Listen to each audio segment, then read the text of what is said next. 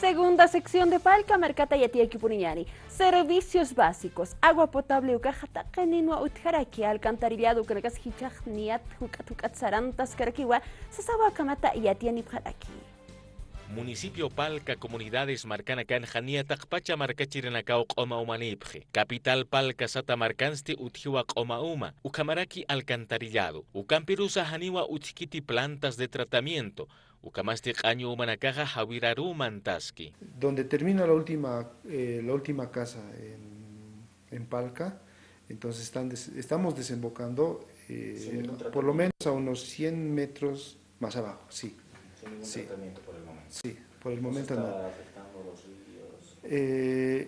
Obviamente se está llegando a afectar, pero como les decía, tenemos el proyecto, contamos con el proyecto para hacer la construcción de la planta de tratamiento, pero no contamos con el financiamiento. Secretario General Alcaldía Toqueta Sawayiwa, utjiwa proyecto Qallqata, hichaja aka plantas de tratamiento lureña taqueja taqata askiwa qollqenaka. Munasiwa niyapuni 8 millones de bolivianos qollqe. Creo que es alrededor de los 8 millones de bolivianos, sí.